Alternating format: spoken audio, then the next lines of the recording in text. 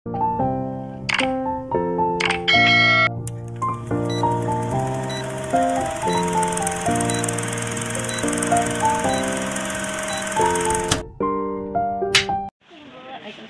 warahmatullahi wabarakatuh. Sebelumnya izin perkenalkan diri, nama saya Lili Tasya dari kelas 3 PLI.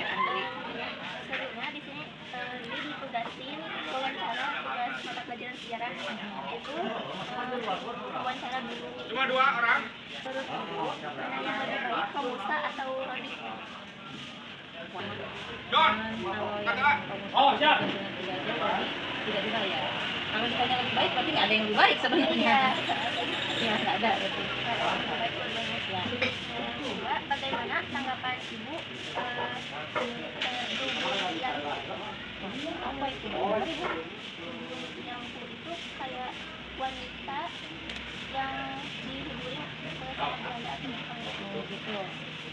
Ya, sebetulnya kalau dari penjelasan tadi berarti banyak sisi jeleknya ya, ada negatifnya.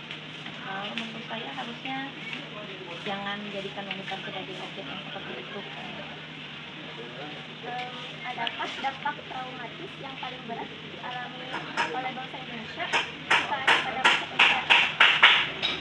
Kalau traumatis berat yang ibu maksud ya, soalnya banyak peninggalan kebiasaannya penjajahan yang menganggap bangsa kita itu bangsa yang di bawah mereka gitu. Pasti kan rata-rata kalau kita ketemu bule aja kan udah nanggapnya wah gitu ya, karena ada dibentuk juga terus ya kayak menganggap bangsa lain lebih dari kita itu kan. Terus yang kedua, kalau misalkan dari yang sudah banyak peninggalan orang-orang penjajah yang dipakai sama kita gitu ya, jadi kesannya kayak kita kayak nggak bisa bikin gitu ya. Selanjutnya, apa dampak positif yang diperoleh bangsa Indonesia baik dari penjajahan Belanda maupun penjajahan Jepang? Nah, kayak yang tadi gue bilang, ada yang positifnya banyak peninggalan yang bersejarah ya. Terus ada beberapa yang masih digunakan, kayak misalnya rel kereta itu kan dari zaman penjajahan Belanda.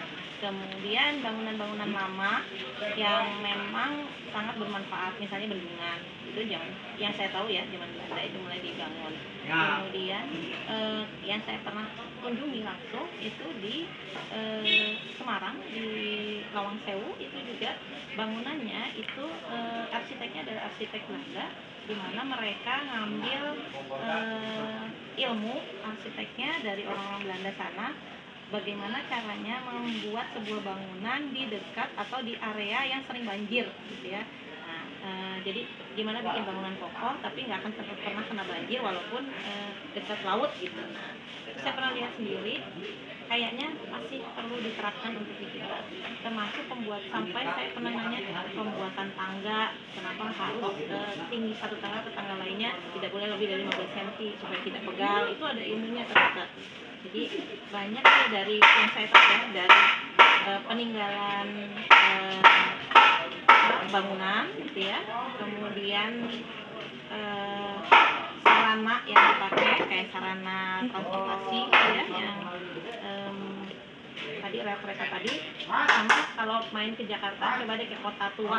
Nah, Kota Tua itu juga kan di sekelilingnya itu bangunan-bangunan yang rawan banjir sebetulnya, tapi dibikin bendungan-bendungan kecil sama orang Belanda. Itu yang saya tahu sih. Sebenarnya kesimpulannya ini dampak positifnya banyak ya, Bu?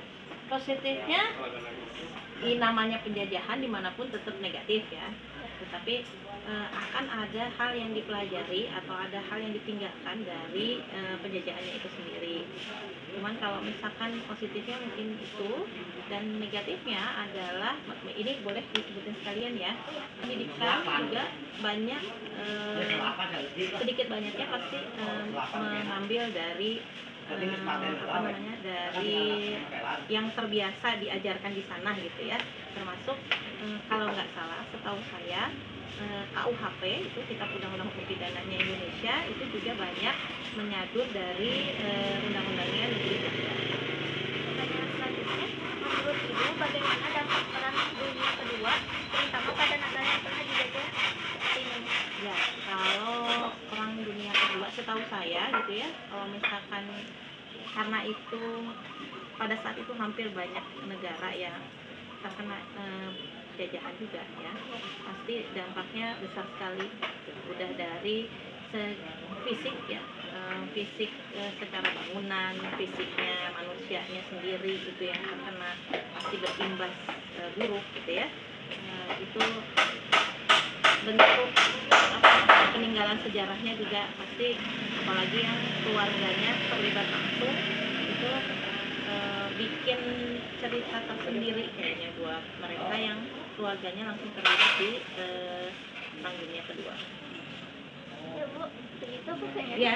Mohon maaf ya Bu, terima kasih. Iya, makasih.